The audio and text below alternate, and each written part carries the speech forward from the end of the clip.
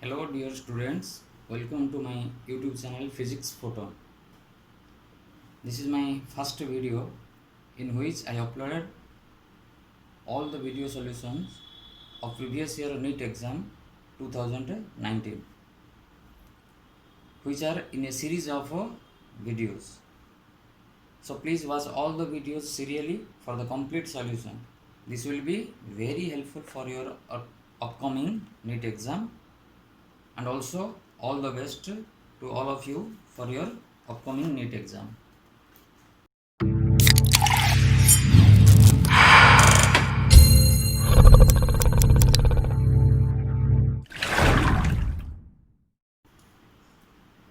So our next question is in total internal reflection, that is TIR.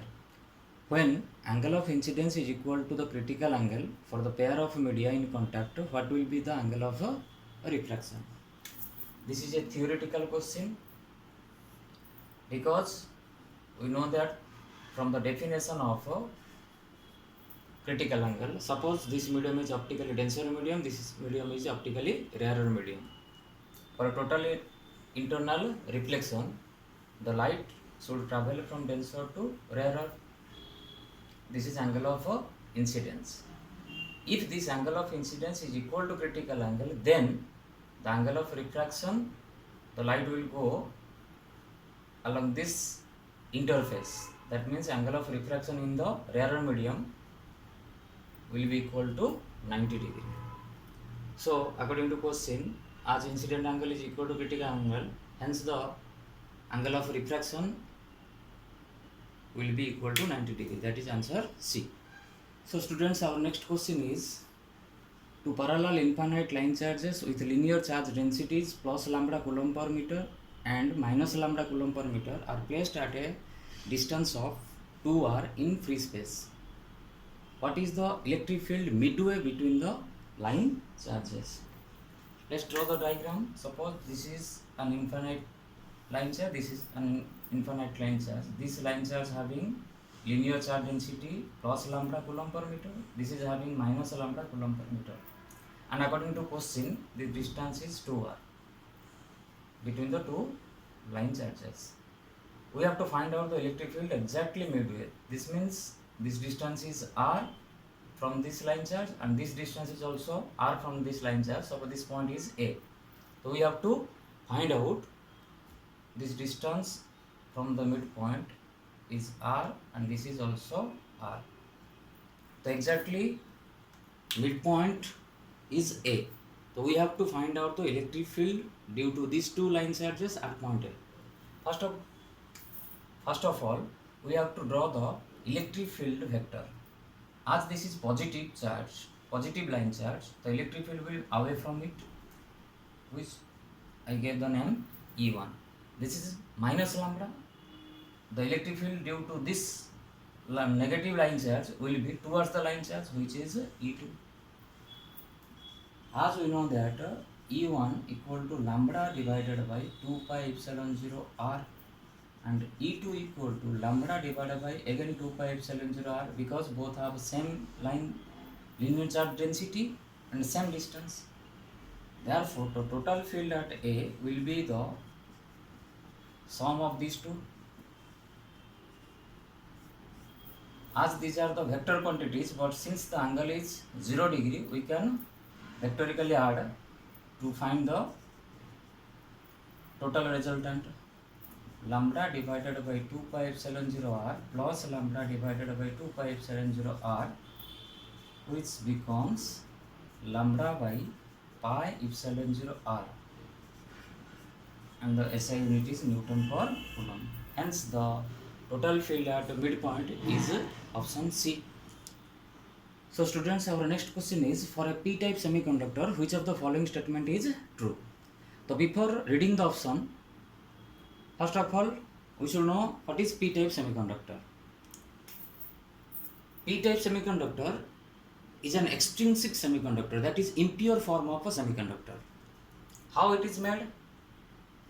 The pure form of a semiconductor is known as intrinsic semiconductor. Suppose this is a pure semiconductor. Suppose either of silicon or made up of germanium, which has a valency 4. When we add any impurity which is known as dopant, and this process is known as doping. So for p-type semiconductor, we add a trivalent impurity which has a valency 3. So for the octet, it has 3 valence electron, it has 4 valence electron. There must be a shortage of a valence electron which is known as a hole. Hence, in p-type semiconductor, holes are the majority charge carriers and the dopant is trivalent.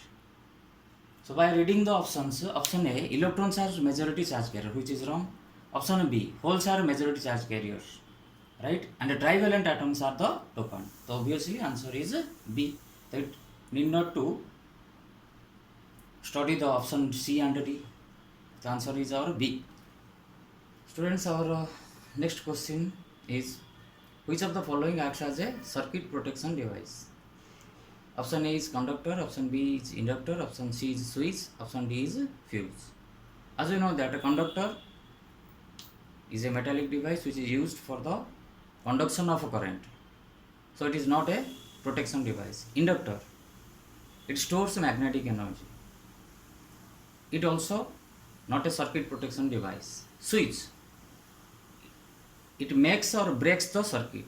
That means it may be on or off. If it is on, then current will pass. If it is off, then current will not pass. But it is not a circuit protection device.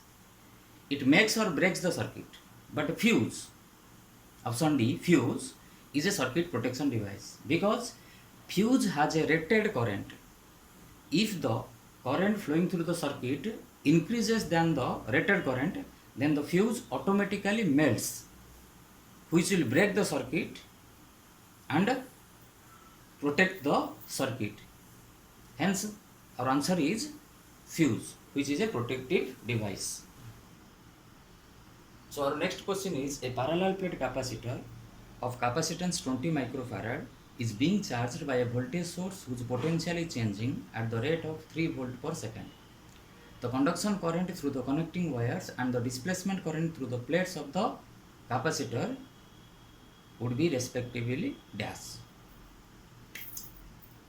So what is given in the question? C is 20 microfarad, change in potential dV by dt at the rate 3 volt per second.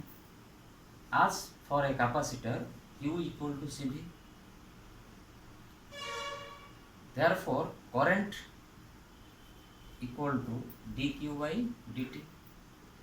Current d by dt of CV. Since C is constant, the derivative